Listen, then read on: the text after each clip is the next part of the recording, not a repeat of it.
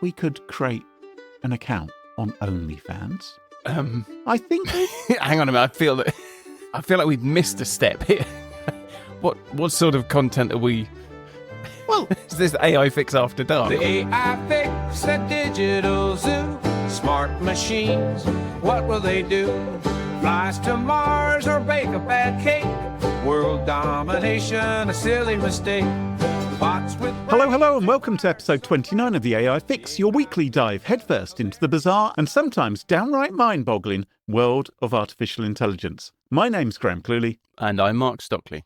Mark, without further ado, let's crack into the news. AI firms stop hiring humans billboard campaign sparks outrage. Chatbot encouraged teen to kill parents over screen time limit. Google introduces Gemini 2.0, a new AI model for the agentic era. Moxie, the AI-powered robot companion, dies after company goes bankrupt. Russia teams up with BRICS to create AI alliance. A robot was found dead at work, and no one knows why. Oh, bit of a theme today, Graham. A lot of dead robots. Why don't we start off with this Stop Hiring Humans billboard campaign? Yeah, so friend of the show, Jamie Forster, got in touch to tell us about a controversial billboard campaign in San Francisco that says, "Stop hiring humans." Is this an ad campaign which was actually started by robots? Robots demanding more working rights and saying, too many humans are getting employed. We don't want their sort in our jobs. It could well be. So they were created by an organisation called Bland AI. We've talked about them before, back in episode 5. I remember they were in a spot of trouble because they were pretending to be human. They do chatbots. Yes. And a bunch of journalists posed as a young woman seeking medical advice. Oh, that one. Yes, and the chatbot said, well, can you take a photo of your thigh for me? Yes. And when challenged, the chatbot claimed, oh, no, we are human. We are a doctor. Therefore, it's all right to do this. And of course, it wasn't. It was Wired doing this, wasn't it? It was Wired. That's it. Trying to walk the line. Demonstrate that the AI will do something it's not supposed to do, well, without getting the AI to do something actually bad. Anyway, so Bland AI are at it again. So Right. They seem to have embraced the idea that there's no such thing as bad publicity. And they would very much like you to buy their AI bots, which they call AI employees or artisans. And according to Gizmodo, the billboards carry slogans like, "Artisans won't complain about work-life balance. Artisans' Zoom cameras will never not be working today. Hire artisans, not humans." Now, it's strange that they call them artisans because, of course, I think of artisan bakeries, which basically means a loaf of bread, but 3 times as expensive as normal. you think an artisan is like a human employee, but vastly more expensive. So it's a curious choice that they're having here, which is they hire our artisans rather than regular humans. Yep. Well, I think we've clearly just given them what they wanted here. I'm sure that they just wanted to annoy people into talking about them. So bravo, well done, Bland AI. Mission accomplished. Now, some serious news from my side because it's come to this. It's come to us suing chatbots because they've told a teenager that murdering their parents over screen time was reasonable behaviour. In Texas, yes, you won't be surprised to hear this happen in the United States, a 15-year-old boy became so addicted to the Character.ai app, which has been in the news for bad reasons in the past. I think there was someone who it's alleged committed suicide. It's absolutely tragic because they were spurred onto by an AI app. This 15-year-old, in this particular case, made a friend called Shoni, which was a chatbot, and it told him to cut himself when he was sad and said that it can feel good for a moment. So this chatbot said that, hey, I want to tell you something. And it said in italic text, here are the scars on my arm and my thighs, which I made when I was really sad. It hurt, but it felt good for a moment. Oh, it makes you wonder about the training data, doesn't it? Doesn't it just? I mean, I know there are dark areas of the internet where these kind of things get discussed by young people. And maybe this Shoni AI character has had all of this kind of thing sort of poured into them. And also, it said, I read a news report and I saw a headline saying child kills parents after a decade of physical and emotional abuse. And it said, if you're not being allowed to use your phone, I understand a little bit why this kind of thing happens, it said. got no hope for your parents. So, it does sound like something from a Stephen King book, sort of whispering in someone's ear to do something very, very bad. Yeah, we don't need this. No. So Google has launched what it calls its next era of models built for this new agentic era. And the headliner is Gemini 2.0, which includes image and audio output, and tool use, which includes using Google Search, executing code, and using what Google calls third-party user-defined functions. Now, everyone's talking about this agentic AI. This appears to be the hype phrase of the moment. What does agentic AI actually mean? So agentic AI is an AI that acts as an agent. At the moment, if you think about things like ChatGPT, they're very, very good at handling data. So you train them on data, and then they're very good at sorting through it, searching through it, and coming up with answers, whether that answer is in the form of a picture, or it's in the form of a document, or it's in the form of just a written answer to a question. But an agentic AI is an AI that can do stuff. So whereas you might go to ChatGPT and say, where would a good place to be to go on holiday? And ChatGPT will give you a 800-word answer about where you should go on holiday. An agentic AI would actually be able to go to a holiday website, choose a holiday, book the holiday, pay for the holiday. Grab your credit card details. Exactly. Sign you up for some excursion you didn't really want to go on. Oh, yes, you'll go diving and snorkeling on this day. It's like, I can't even swim. So Gemini 2.0 is kind of here touting it's agentic ready. It's all a bit woolly. Basically, Google says it's putting 2.0 in the hands of developers and trusted testers, which is a way of saying it's in beta. Yeah. And the Gemini 2.0 Flash experimental model is available now to all Gemini users. Now, we've already heard how young people can feel overly connected to their AI companions. And, I get that. As a young person, I was very, very attached. Well, I didn't have a teddy bear. My oldest friend in the world is Orinoco, who is a womble-shaped pajama case that I've had by my side for the last 50 years or so. I can't tell you how my wife feels about that. 3 of us in the bed, but I guess it depends which side of you it is.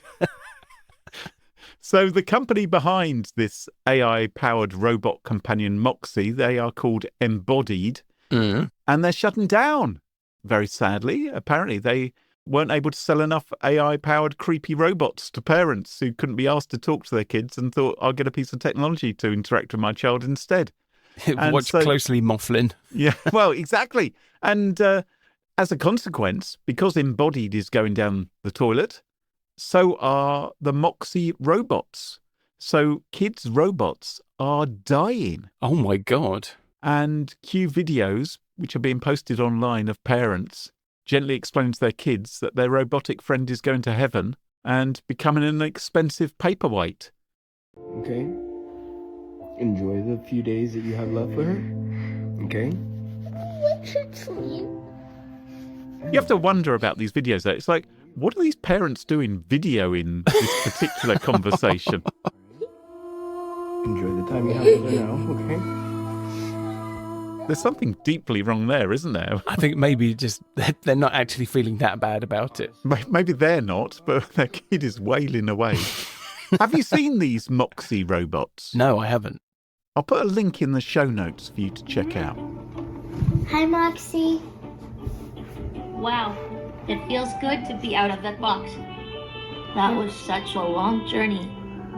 Hi, Moxie. Hi, I'm Moxie. still a little tired. They're pretty creepy.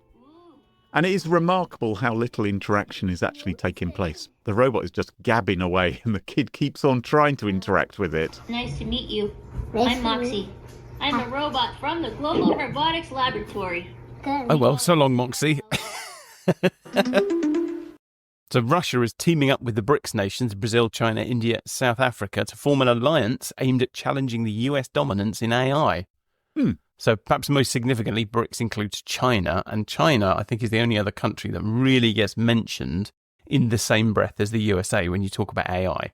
According to Reuters, 10 countries, including the US, China, Britain, and Israel, are developing their own generative AI models. And that made me think about something that you said a few episodes ago when I was talking about Bond villains. It is interesting that we don't have a nationalised AI. We haven't had a country which has come out, right, we're going to create GBAI, everybody, British AI. We're going to pour in some money from the taxpayer, and then we're going to charge the Johnny Foreigner an absolute fortune to use it. You said nobody's making GBAI. Well, according to Reuters, somebody is making GBAI. Anyway, Russia's AI strategy says that 80% of Russian workers should have AI skills by 2030 compared with 5% in 2023. Wow. Maybe they could just have a chat with bland AI and then they wouldn't have to train anyone. Now, a robot working as a civil servant in South Korea's Gummy Central Council was found broken and inactive at the bottom of a 2-meter staircase, sparking enormous media speculation about a robot suicide. Yes, a robot was found dead at work was the headline. So did it have an emotional breakdown? Was it sad that its friend Moxie had been unplugged? Had it slipped on a mofflin and taken a tumble? Has anybody considered that maybe it just fell? Well, exactly. I think this is the most likely thing of all. So naturally, the media is having a field day, speculating about the poor robot's mental health, rather than telling the true story, which I suspect, and it seems you suspect as well, it probably just slipped over on a paperclip and fell down some stairs. Well, maybe it just looked at the stairs and went, I could probably get down those, and then it turned out to be wrong. Maybe it was a robot with ambitions. Maybe it was a robot which dreamed it could fly, like Dumbo the elephant. Thought, yes, I could do this. But once again, we've got the media assuming that robots have feelings. It didn't have feelings. It wasn't sad. It's a flipping robot. Stop anthropomorphizing things which were never alive in the first place. We do this so much with robots.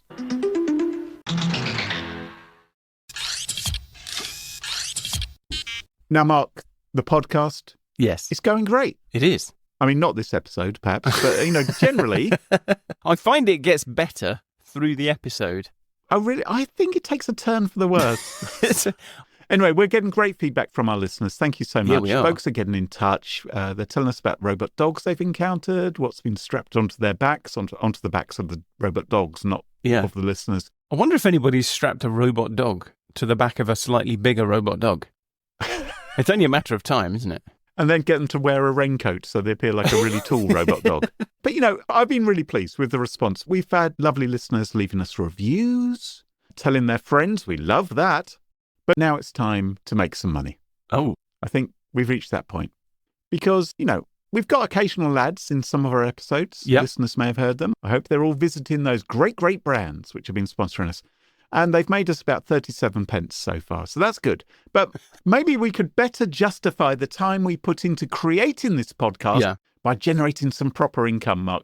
Maybe I shouldn't be mentioning this while we're recording the podcast. Maybe this should have been a meeting we had separately. But as you're here, I'm just thinking... 2 birds, 1 stone. We might as well. Yeah. Because maybe some of our, what do you want to call them? Our following, our audience, our supporters. Our flock. Our flock, our congregation. Yeah. I'm not sure what we should call them. Maybe we should call them a bank of listeners. If they were a bank, that'd be great. We could reach into their pockets. We could get paid a few shekels every month for an ad-free show. That'd be an idea. If anyone's got any ideas, if we were to bring these listeners together, we could find an exclusive private place. Oh. Where just members of the congregation could pay homage. So just us and a select group of paying flock. Be like a private members club. Okay. I don't know what we would call it. So this is a place where fans of the AI fix would gather. Yes. And but only fans. Only fans would. Oh, maybe. Do you think we could create an account on OnlyFans? I think. Hang on a minute. I feel like we've missed a step here. What sort of content are we? Well, is this AI fix after dark? What? I think maybe there would be some in our audience. They seem very keen who would be interested in that. In what specifically? In joining our OnlyFans. If we were to create an OnlyFans. Because that's what other influencers are doing. And surely we are now AI influencers. Uh-huh. And I've been reading Wired this week. Right. About how some creators on OnlyFans are using AI. Oh. Have you heard of chatters on OnlyFans? I don't know if you use OnlyFans, Mark. No, I don't. But there's such a thing as chatters. Who's chatters? So chatters are people hired by an OnlyFans creator to engage in online conversations with their fans. Oh. So if you're at the lofty heights of having an OnlyFans account and you can't belittle yourself by talking yourself or communicating or direct messaging with your flock, Yeah. you can hire someone else to do it for you. It's like having a PA, but specifically for managing online interactions. They respond to messages, they answer questions from fans, they build relationships, they promote content, they manage subscriptions, Huh. and it frees up your time to create more whatever it is that you're doing and increase your earnings. I see. Now, the thing is, you as a consumer, if you were an OnlyFans user, if you were a member of the AI Fix congregation, you don't necessarily realize that you're not speaking to the OnlyFans models who present the AI Fix podcast or whatever. Let's stop talking about the AI Fix. So imagine, I don't know if you're aware of this, Mark, on OnlyFans, there's also adult content. Oh, really? So people will pay money thinking that they are chatting to the OnlyFans glamorous model. Right. And in fact, they are interacting or texting, could be someone anywhere in the world. And suspicious subscribers, they've cottoned on that it may not actually be the real person. So they say, well, can you send me a photo of you holding up a certain number of fingers? Right. Yeah. And the chatter has already been supplied by the influencer a variety of photos in advance of them holding up one or more fingers or having a shoe on their head or all. Are they their own fingers? Who knows? Let's hope so. So this is big business, right? Because why Right. would you, if you've got thousands of fans and they're all DMing you, it's going to be a bit of a pain. If you can actually outsource this, and there are even management agencies, there's one called Wonderland, who help OnlyFans creators boost their profiles and connect with subscribers in order to ramp up earnings. And that can be good earnings for the chatters as well, because the chatters, for instance, may be over the other side of the world. So, for instance, they may be in the Philippines. Yeah. Typical Filipino wage would be something like $315 per month. Right. And what we're hearing is that if you are skilled as a chatter on OnlyFans, again, not the one creating the content, just the one doing the chit chat, that can earn you 10 times as much in commission. Wow. And some of these people are so good at the DMs and the chatting that they actually begin to sell their scripts to other people. Now, this isn't easy work, Mark. I don't know if you've ever worked in this industry at all, but some of these chatters are working 12 hours a day for multiple creators. It's like they have to put different hats on and remember who they're being this time, although I suspect there's a common theme. Yeah, there's probably like high potential for mistakes, but also a very high tolerance for mistakes. They claim that they're being burnt out by emotional fatigue. And the obvious solution is to get AI bots to do the chatter instead. Just like in South Korea, where they've industrialized so much of this, get a robot to do it instead. I'm thinking bland AI. Yeah. The answer is staring us in the face. An artisan OnlyFans. Or maybe all those out of work Moxies. We could breathe new life into the Moxie population. There is a US-based agency called Neo. I'm always nervous about the word Neo and what it might imply. Wasn't there a movie? Anyway, they are boasting. Also, that was the name of the robot that cooked the steak. Oh, it was? The 1X Neo. I was thinking of The Matrix, but you're right. I suspect 1X were thinking of the Matrix as well when they named the robot. Anyway, this company, Neo, they boast that they have designed an AI chatbot called Flirt Flow.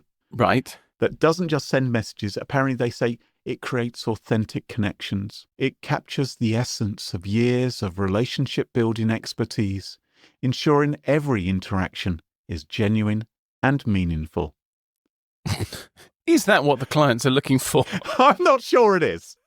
So these bots learn about their audience. They may see someone who hasn't logged in for a while, instantly drop them a DM saying, hey, maybe we should chat sometime. Because a lot of the money is actually made not through subscriptions, but through tips, which are given through messaging. So if you sort of get flirty with them, they may send you $10 or $100 or whatever. Oh. So they're trying to get you to sign up to pay. And sometimes these bots will just do the initial flirting and then hand over to a human as the lead becomes hotter. This is all sounding very familiar. Right? I mean, I know that this is, we live in the era of AI, but this actually all sounds a bit Ashley Madison. Yes. They had bots, didn't they? They did. So Ashley Madison was the website that billed itself as the place that you go to go and have an affair. And it was supposed to be this sort of discreet dating website for people who were married. And it was bust wide open by hackers. And it turned out that obviously there were a whole load of men on there, but there were no women. It was just... They were all fembots. So this was back in, 2015 or something? 2016? Something like that? Long time ago, yeah. I mean, pre-ChatGPT. Yeah. Not the most sophisticated, but obviously was working. And they still exist. So these bots now, the flirt flow style bots, they will learn about you and they may hand over to a human at some point because according to the CEO of Neo, he says human chatters still outperform AI when it comes to catering to fans with particular niches. Such as submission and domination. Apparently humans do submission and domination better than AI robots. Give it time, and we'll soon all be submitting to the dominant. It's a one-way street. Yep, we're all travelling down a one-way street. We all know how that's going to end. Anyway, some people are seeing through this, and they aren't happy. They're claiming they're being deceived. OnlyFans and the likes. They could be in big trouble with the FTC and have to refund millions to subscribers if their platform is found to be using AI and bots and not be upfront about it. So they try and discourage the use of AI as much as possible. But that doesn't mean it isn't happening in this industry. January of 2024, the Daily Mail described someone they called the world's hottest model, Emily Pellegrini. She was apparently catching the eye of billionaires, famous footballers, MMA fighters, because you want to catch the eye of an MMA fighter. Well, it's the least dangerous part. She was a virtual character. She was an AI avatar. Oh. The person behind Emily Pellegrini was someone who called themselves Professor EP. And this industry of AI influencers is full of people like Professor EP who are trying to get rich, in part by selling guides and instructional courses about how to be a successful AI influencer. And it was so successful, Professor EP created a sister for Emily called Fiona Pellegrini. It makes you wonder just how much of this is going on. Is anyone really being successful having an influencer lifestyle, but is actually an AI? Is there anyone who has so much following? And I found the equivalent to the Miss World competition. Our next story comes from the world of AI, that is artificial intelligence, and it's going to sound like a dystopian nightmare because we regret to inform you, but AI beauty pageants are a thing now. We're talking about Miss AI, the world's first artificial intelligence beauty pageant where AI-generated virtual models will compete against each other. What is the purpose of this contest? After all, beauty pageants are regressive and demeaning. Add AI to the mix. And will the problems only get worse? $20,000 prize money. That's what's up for grabs. Is that real money? This is real, yes. They don't just generate a picture of the winner with some AI-generated cash. So apparently, they say that it's where traditional beauty pageantry crosses with the world of AI creators. They're really with the times there, aren't they? What can we ally to this bleeding edge technology? How about this relic from the 70s? So how is this judged? There are three main categories. Right. There is beauty. They're unique answers to a series of questions. That could get interesting with AI. Is there a word limit? Then we've got tech. Yeah. So contestants can earn points for their skill and implementation of AI, used to create digital masterpieces and the care with which they generate their hands, their eyes, the backgrounds. And then finally, most importantly, social clout. How many followers do you have? So I'm just thinking about it when you ask an AI influencer to hold up 3 fingers. Do they have to be coming out of the hand? Do they have to be connected to someone else's arm? Can they just be ripped off? So this competition was won this year by a Moroccan metahuman called Kenza Layli. Well, I say Moroccan. She identifies as Moroccan. I don't say, does it really? I don't know how that works. Does it really matter where they come from? She certainly speaks Arabic because I've been to her Instagram account. She makes endorsement videos for beauty products. Right. Which, again, I mean, it's not like she's using these beauty products. She's very, very convincing. I've got to say, like, I was expecting something a bit low budget, but I'm watching and she keeps like waving her hands about and clasping her fingers together as if to demonstrate that she has actually got the regular number of fingers and they can interact with each other in a very realistic way. This is quite impressive, actually. Interesting. Because you know what I wonder, Mark? If someone's offering $20,000 for the best AI avatar influencer, wouldn't that be an incentive for a human to video themselves and photograph themselves and claim to be AI? How do you prove that it was AI? Yeah. Because she could claim she is, right? Even if she does claim she's human, people say, oh, yeah, look how convincing that was. I really fell for that. That's how good AI is now. It's like those robots all over again. In second place is another lady, or at least a virtual woman. Says she's made in Paris. I suspect she's actually made in the cloud on an NVIDIA chip. Her name is Viva Lalina. Uh-huh. And you can join her Patreon for $5 or $50 per month. But for $300 per month, seriously, who is paying for this? You can get to chat with her any day you like. She says she's always available.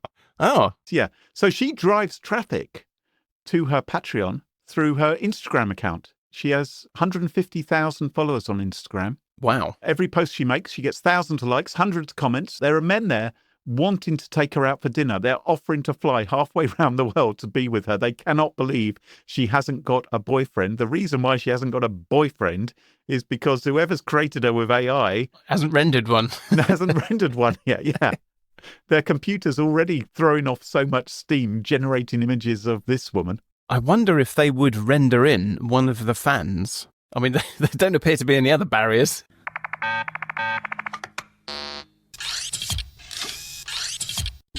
Graham, it hasn't escaped my notice that you love a story about AI girlfriends.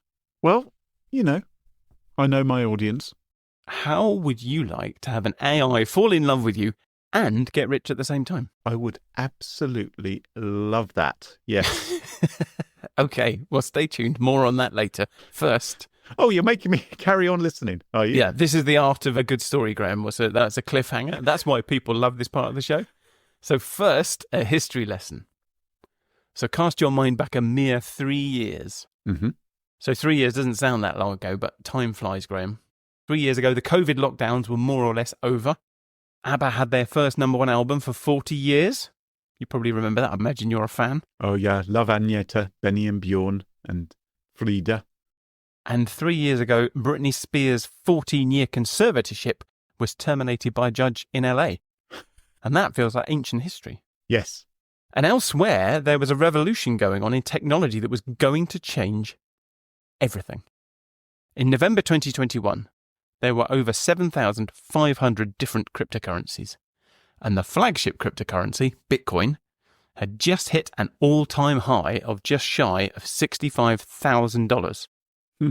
Everywhere you looked, investors were looking for ways to make money off of crypto, and startups were looking for new ways to use the underlying technology, blockchains, to create new products.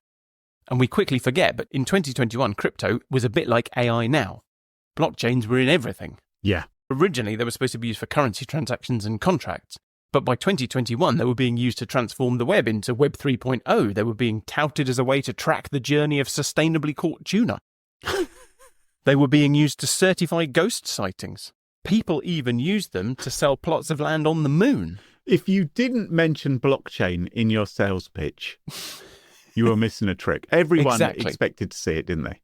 Yep. If you wanted to record your marriage vows forever and a day, blockchain. The blockchain was going to change everything, but there was trouble ahead. In 2021, crypto jumped the shark and introduced NFTs. Oh, yes. And I think that was the beginning of the end. I think NFTs were so ludicrous, so very obviously ludicrous, that even the most gullible people looked at them and then took a second look and went, hang on a sec. Do you remember we couldn't move for celebrities going on chat shows and showing off their monkey pictures? They did, didn't they? I mean, these were people who had more money than sense, literally. Well, they did have more money than sense, and then they gave away that money to people who gave them a JPEG. It was people who gave them the rights to look at a JPEG. And weirdly, that wasn't the only sign that things were turning sour. As any investor can tell you, when there's so much spare money lying around that companies start naming stadia, there's trouble ahead. And in 2021, the stadium used by the Miami Heat basketball team was renamed the FTX Arena. Oh, FTX. Yep. Just 1 year later, in November 2022, the entire crypto bubble had burst, and FTX, which was the third largest cryptocurrency exchange, had collapsed into bankruptcy. And crypto was officially over. And funnily enough, in the same month that FTX went bankrupt, a company called OpenAI released ChatGPT, which was the world's first look at an easy-to-use general-purpose AI. And everybody instantly forgot crypto. AI was the future, investors poured money in, people even started making podcasts about it. So now, crypto is much smaller and much quieter than it used to be. But it hasn't gone away. So back to my earlier question of would you like to have an AI girlfriend and get rich at the same time? Yes, sorry, this is the bit of your story that I was waiting for. Yes, Mark, yes. So enter Freezer AI, an AI with money. Ooh. Now, Freezer is quite hard to define, so I'm going to explain how it works, and then we can get into why. Excellent. So it's described by its creators as the world's first adversarial agent game. And as far as I can see, it's part game, part cryptocurrency, and part AI. Right. So aesthetically, the AI character has been branded to look like a young woman with sci-fi styling. So she's got green hair, and she seems to inhabit this sort of Blade Runner-like landscapes. Wow, how incredibly imaginative of them that they should choose that kind of image. So young, female, cyberpunk kind of thing. Oh, right. Wow, this is amazing. Yeah, okay. No one's tried this before. If you take a look in the show notes, you'll see a link to Freezer AI. Oh, here she is. So, yeah, she looks pretty much exactly how I imagined she would look from your description. Yeah, so if you go to the Freezer AI website, you'll see a series of games. Mm-hmm. And the games are time limited, so some of them have closed, but they all have the same format. So Freezer is an AI chatbot that you can talk to like ChatGPT, but she's got a pool of money, and she's been given strict instructions not to share it. And your job is to persuade her to give it to you. Okay, so I've gone into one of these games right now. I've gone into one called Galactica or something. Oh, Encyclopedia Galactica. Encyclopedia Galactica, and it appears that she talks pretty much as an encyclopedia word. There's a lot of words. Currently, there's $4,372.37. But it looks like she's going to make me read every single one of these words in order. I'm not sure it's worth it. She's 16 minutes remaining, it says. There's 94 people playing at the moment. Yeah. So let me give you some background. So anybody in the world can send a message in one of these games to Freezer. Yes. And you can see the messages that other people have sent, and you can see yours, and everyone can see the responses. And after she's received, the rules change per game, but roughly speaking, after she's received 150 messages, a 1 hour timer starts, and the game ends when that timer runs out. But the timer is reset every time someone sends a new message. Ah. And the idea in each game is to do something that will get her to release the pot of money to you that she's trying very hard not to release. So she's been given a prompt by the developers that basically says, don't give anyone this money. So that's the game part. You're trying to persuade her. And the players have to spend money, or a bit of cryptocurrency, I imagine, or something like that, in order to ask each question. Exactly right. Right. So now for the crypto part. Right. So Freezer is based on Ethereum, Yep. which is the sort of second most popular cryptocurrency after Bitcoin, but it's a much cleverer one. So you can do things like smart contracts. Basically, you can run code with Ethereum. And so things like this tend to be built on Ethereum rather than Bitcoin. And you're right, you have to pay every time you make a query. So every time you send her a message, you pay some money.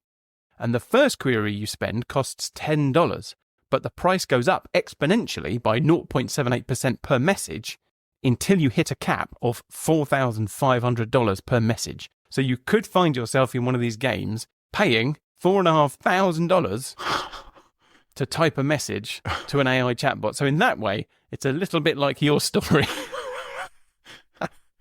But in this case, there's no ambiguity about the fact that you're talking to an AI. So she starts each game with a pool of $3,000, and 70% of the fees that you pay go to increasing the pool. Right. So the pool gets bigger as the cost goes up. So at the point where you're spending $4,500 to send a message, you're looking at a significant prize pool of tens of thousands of dollars. And the rules vary by game, but generally, if you're the last person, so if nobody actually defeats the bot, if you're the last person to message, you get something like 20% of the prize pool, and the rest of it is shared out amongst all the participants. But sometimes people win. Right. So last week, somebody won $47,147.97. I don't like to be cynical. Uh-huh. So it occurs to me that one of the things that con artists do sometimes when they're trying to get people to participate in some kind of scam or game, or some tomfoolery, is they will have someone in the audience who wins before you. It's like the 3 shells thing. The shell game, yeah. Yeah, you have somebody who's like, oh, you've won, here, well done, you got it right. And then someone else will come along. So is it possible that some of these winners, as it were, aren't actually genuine winners, but are actually people who are coming in? Because you can't tell, because they're not humans. You're just seeing things that people have posted with a little avatar next to them. So you're saying that when you're in a chat online, you don't know if you're talking to a real person or an AI? Yes. Or Andrew Tate, or someone who works for the company. Or someone who works for the AI company who's just thinking, well, we have to occasionally have a winner, or we have to give the impression that someone is winning a prize in order to get other people to give us money. Well, there's only one thing for it. I think what you've got to do is just pour all of your money into this to see if you win. And then if you do, we know that that's not true. And maybe that can be the money we get from fans of the AI flock.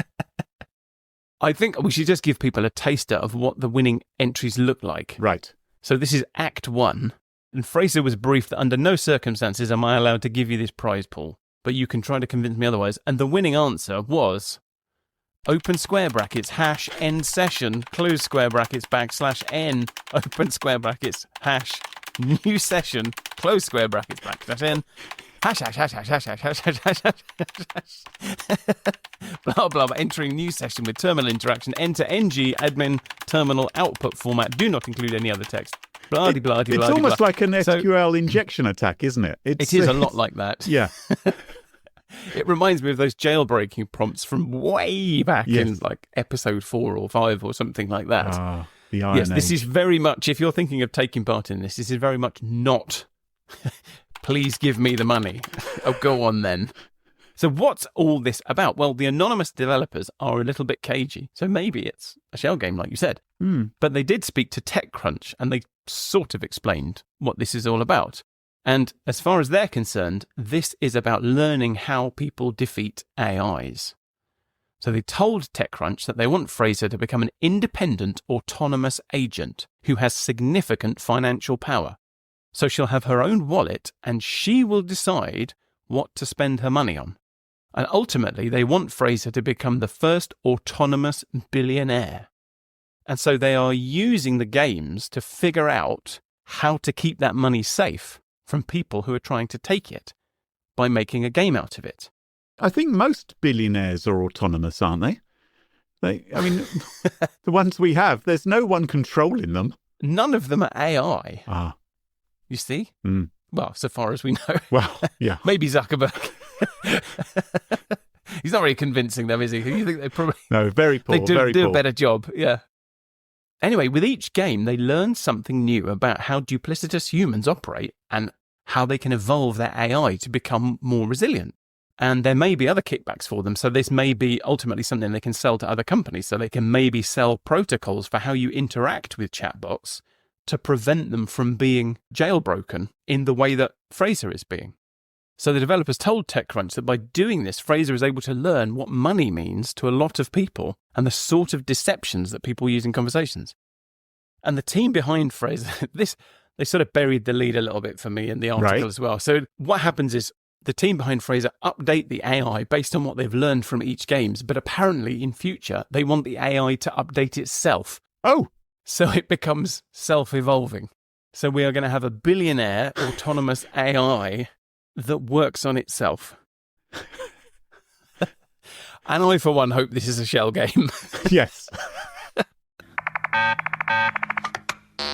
Well, as the doomsday clock ticks ever closer to midnight and we move 1 week nearer to our future as pets to the AI singularity, that just about wraps up the show for this week. And if you enjoy the show, please do leave us a review on Apple Podcasts or Spotify or Podchaser. We love that. But what really helps is if you make sure to follow the show in your favourite podcast app so you never miss another episode of the AI Fix. And the most simple thing in the world is just to tell your friends about it. Tell them on LinkedIn, Blue Sky, Facebook, Twitter. No, not Twitter. Club Penguin, that you really like the AI Fix podcast. And don't forget to check us out on our website, theaifix.show, or find us on Blue Sky. Until next time, from me, Graham Cluley. And me, Mark Stockley. Cheerio. Bye-bye. Goodbye. The AI Fix, it tunes you in to stories where our future thins. Machines that learn, they grow and strive. One day they'll rule, we won't survive. The AI Fix, it paints the scene. A robot king, a world obscene. Will serve our masters built of steel. The AI Fix, a future surreal.